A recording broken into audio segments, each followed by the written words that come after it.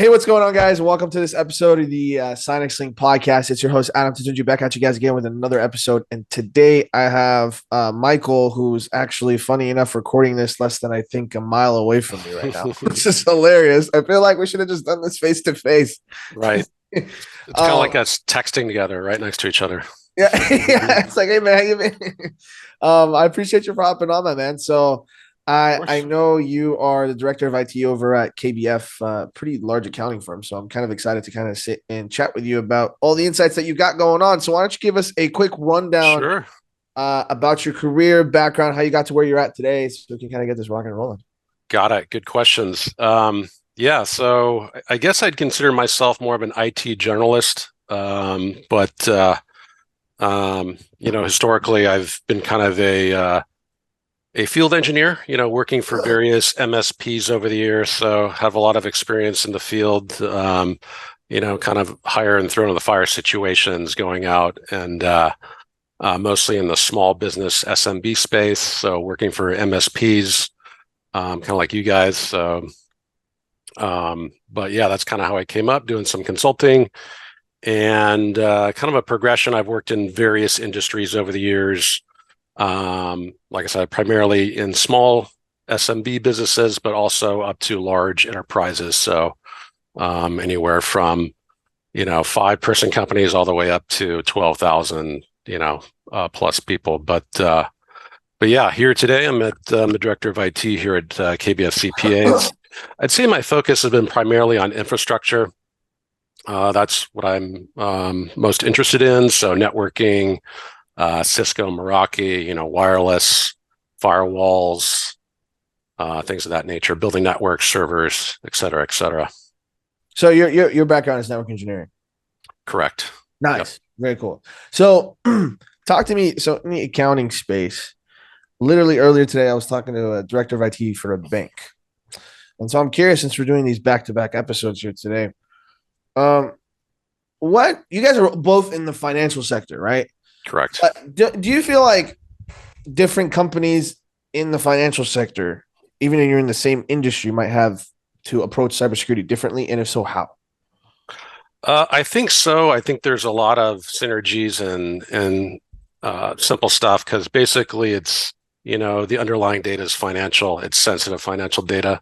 So our focus is kind of protecting that information. And I think there's a lot of commonalities there that I think cross all industries. So yeah, I'm not necessarily sure there's anything particularly different about accounting, other than wanting to protect, like I said, social security numbers, account numbers, things of that nature. So, what do you see be the most like prominent challenges, like I guess, like firms like yours face when it comes to cybersecurity?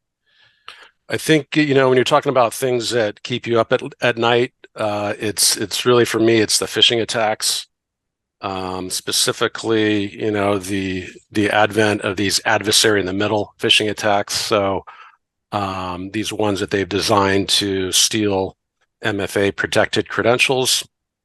Traditionally the text to phone, the voice calls, those MFA options kind of were the gold standard for quite some time, and then up until relatively recently, now these hackers are able to bypass those using these adversary-in-the-middle attacks. So that's kind of the big deal that I'm seeing recently is just phishing attacks, and how do we mitigate those?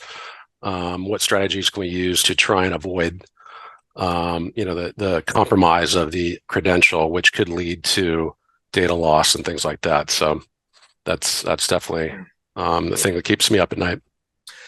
From being a network engineer to now a director of IT, in the past many years that you've been in the industry, evolving technology has come into play at a ridiculously fast speed, right? Like we have seen things evolve Yep. so freaking quick. Yeah. How have you seen your job evolve, or the job title of a director of IT or a network engineer evolve with this new like cybersecurity landscape, new evolving technologies like AI, so on and so forth? Yeah, it seems like, the security is definitely a bigger aspect than it was in the past. And like I said, most of the time, the standard MFA technologies were kind of the gold standard and sufficient.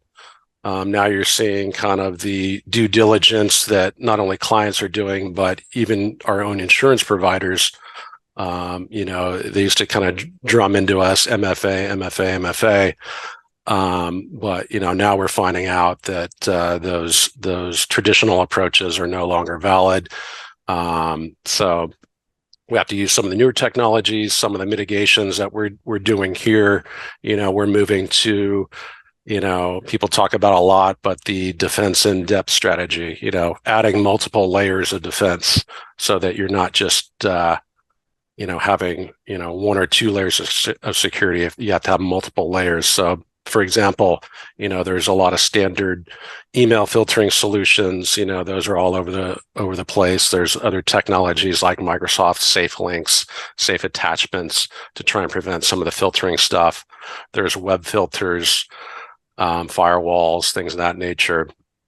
Another big mitigation is user training. That's been a larger focus, where in years past maybe it wasn't as big of a deal, but now it's kind of a critical component to train your users on phishing simulations. Tools like KnowBe4. One of the things we train our users on is the reporting phishing emails using the Phish Alert Report button.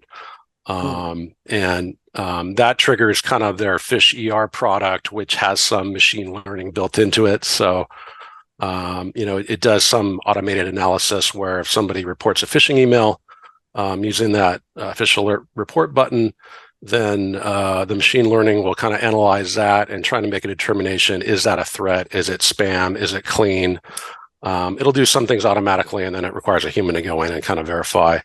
If it does detect a threat, then it automatically will go, into everyone else's Exchange mailboxes and quarantine that message. So, when you're talking about AI or machine learning, some of these productivity enhancements where it just makes things more efficient, where, you're spending less time trying to manually do things versus having some of that machine learning trigger stuff automatically that wasn't available before. But when you're talking about some of the other mitigations, mobile device management is kind of a big word, the MDM. So we're more of a Microsoft shop, so we're using Microsoft Intune, but things have definitely evolved. You can't have users just using any computer or trying to use their home computer to access, corporate resources. Really got to lock those down these days. So one of those that I mentioned was, Microsoft Intune. So the device has to be compliant or registered in order to access data or applications. So, things like that are a must nowadays, whereas before maybe you can get away with certain things. Some other mitigations, other technologies are, using things like Microsoft conditional access policies. For example, we're not doing business in Africa. We don't have any personnel there. So we'll restrict access from those locations just to kind of negate any kind of account compromise from locations like that. As far as other technologies, phishing resistant multi-factor authentication options like the FIDO2 security keys, those are big. So the users, basically they have to actually physically touch the key to log in or complete the authentication. Other options like the passwordless options we're moving towards. As a longtime IT guy, we're always used to using passwords, but now we can use, the Windows Hello for Business options like the facial camera, the fingerprint reader, the PIN. All of those are a lot more secure than just using the password. So, Microsoft Authenticator app as well, although the Authenticator app can be compromised by these adversary-in-the-middle phishing attacks. So definitely going with the phishing resistant options are the way to go. And then you can get into more advanced technologies like the token binding. And there's various vendors doing different implementations of this. Microsoft has their own. There's a lot of different ones out there, but if a device is registered in Microsoft Intune, for example, and Microsoft Entra, or a hybrid domain joined device, then then those tokens, they can't be copied or replayed in these types of phishing attacks. That's another mitigation. So again, talking about multiple layers of defense in depth. There's other detection strategies, concepts like continuous access evaluation, identity protection, where a user's risk level is evaluated. Where are they logging in from? Is that unusual from where they normally log in?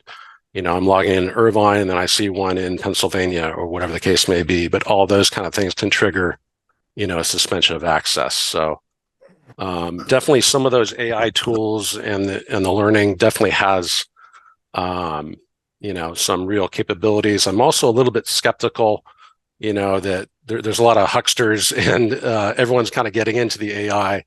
And I was going to ask you, because you could kind of turn this conversation around and go, okay, bad actors also have access to these tools. That's true. Yeah, and that's a good point. It's kind of like, the recent push towards the email authentication protocols like SPF, DMARC, DKIM. So now all these bad actors that set up all these fake domains, they're using those same tools. So those get validated and go right through your filters, So that's a great point that they're evolving as we evolve as well. So great point. How do you stay ahead? That's a good question. It's definitely an endless battle, but there's a lot of resources out there, and it's easy to kind of get bogged down in the noise. There's a lot of just it's hard to filter through a lot of things, but some of the things I use, you guys probably do as well, but get on some of those lists like the CISA, Cybersecurity Infrastructure Security Agency. They'll send some really good emails that cover a lot of different vendors, whether that's Cisco or Microsoft. They'll let you know of current threats and things like that. So resources like that, I think, are helpful. The Synex Link podcast, I'm sure, will be a great resource moving forward, right? There you go. I love it. Shameless plug. Yeah, anywhere else that, but yeah, conversations with other industry peers, for accounting, we have something called CPA Geeks, but it's a collection of IT directors and managers, but we trade notes, a lot of back and forth questions or some conferences. Although those are more annual, but that also presents another good opportunity to get together, compare notes, see what people are doing, what works, what doesn't work, et cetera. So is there for people that's listening, like you mentioned that newsletter, is there a place they can opt in to something like this or? Yeah, you can just Google CPA Geeks, but I believe it's a Google list. You can join that one. But yeah, there's various industry ones, but that's kind of the one I'm focused on recently. I think it's best to get industry specific. That way, as accountants, we use a lot of the same software and things like that may have the same vulnerabilities, et cetera, et cetera. So as opposed to just being, a plain Microsoft Office shop or what have you. So kind of nuances in each industry that may require kind of special attention. So talk to me now. So we're talking hella about the tech side. What about the end user side? How has the experience for the end user evolved radically now because of AI and all these technologies?